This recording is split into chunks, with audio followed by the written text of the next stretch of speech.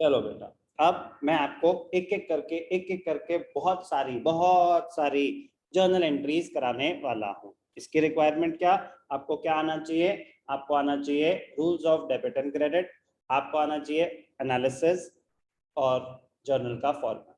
ठीक है, तो चलो पहली एक एक करके मल्टीपल ट्रांजैक्शंस करेंगे, one transaction at a time. पहली transaction, commence business with cash. Vidur commence business with cash ₹1,00,000। तो आपको माइंड में सोचना है कि इसमें अकाउंट्स इन्वॉल्व क्या क्या होंगे। तो हम ऑलरेडी बहुत बार ये ट्रांजैक्शन कर चुके हैं, तो अकाउंट्स इन्वॉल्व होंगे कैश और कैपिटल।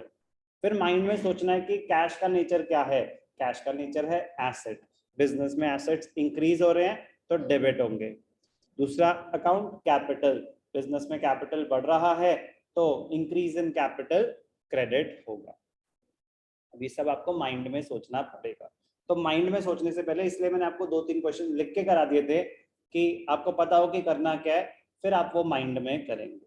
तो इसमें क्या डेबिट हो रहा है, क्या क्रेडिट हो रहा है?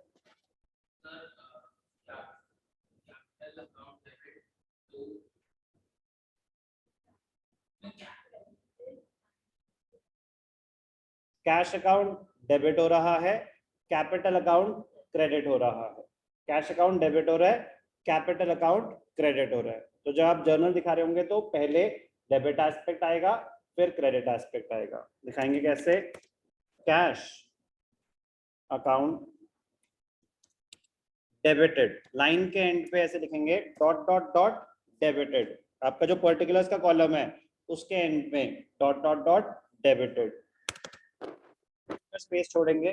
फिर टू कैपिटल अकाउंट, आप विदर्स कैपिटल अकाउंट भी लिख सकते हैं, आप कैपिटल अकाउंट भी लिख सकते हैं। जर्नल एंट्री के नीचे आती है नरेशन। नरेशन में क्या लिखेंगे, जो हो रहा है, कमेंस्ड बिजनेस विद कैश। कितना कैश, ₹1,00,000। बस explanation of the business transaction. Cash debited, तो डेबिट कॉलम में क्या आ जाएगा, 1,00,000। कैपिटल क्रेडिटेड, तो क्रेडिट कॉलम में आ जाएगा 1,00,000। कोई भी डाउट ना? कभी भी जर्नल एंट्री में क्रेडिटेड वर्ड यूज नहीं होगा, वो इम्प्लाइड है। इम्प्लाइड है कि टू करके जो लिख रहे हैं ना, वो क्रेडिट एस्पेक्ट है। तो कैश अकाउंट डेबिटेड, तो डेबिट एस्पेक्ट ही है, तो दूसरा क्या है, क्रेडिट एस्पेक्ट। हमें क्रेडिटेड लिखने की जरूरत नहीं होती। तो cash account debited to capital account. कोई भी डाउट?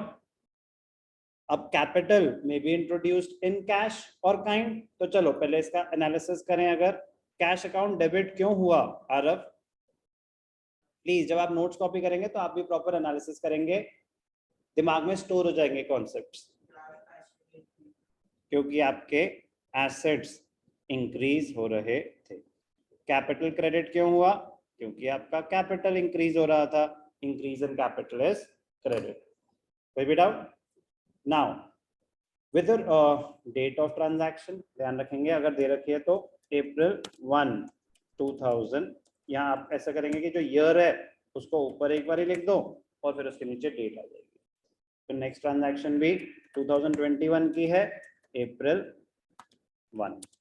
अब क्या हो रहा है, Vidur commence business with cash 1,00,000, computers 50,000, furniture 2,00,000. Now capital may be introduced in cash or in kind. Again accounts involved क्या है, कुछ assets और capital। तो asset जो increase होंगे debited, capital जो increase होगी credited। तो assets एक एक करके अलग से आ जाएंगे। cash account debited, computers account, computers, और कंप्यूटर्स को हम क्या लिख सकते हैं, ऑफिस इक्विपमेंट्स। कंप्यूटर्स को हम ऑफिस इक्विपमेंट्स भी बोल सकते हैं। कंप्यूटर्स और ऑफिस इक्विपमेंट्स डेबिटेड। और क्या है, furniture account debited to capital account. आप कैपिटल अकाउंट भी लिख सकते हैं, विदर्स कैपिटल अकाउंट भी लिख सकते हैं। कैश कितना आया, 1,00,000। कंप्यूटर्स कितना आया, 50,000। फर्नीचर कितना आया, 2,00,000। कैपिटल कितनी हो गई 3,50,000। नरेशन क्या हो गई commenced business with cash and other assets। Amount लिखो ना लिखो की बात।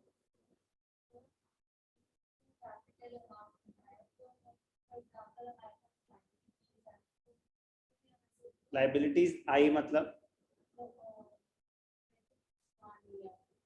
आ जाएगी ट्रांजैक्शन अभी one transaction at a time. तो अभी आपको बस ये देखना है कि कैपिटल इंट्रोड्यूस की जर्नल एंट्री क्या होगी। अगर कैपिटल कैश में आ रही है तो, अगर एसेट्स इंट्रोड्यूस कर रहे हैं तो। कैपिटल इंट्रोड्यूस की जर्नल एंट्री क्लियर? कोई भी डाउट कैपिटल इंट्रोड्यूस्ड में? ठीक।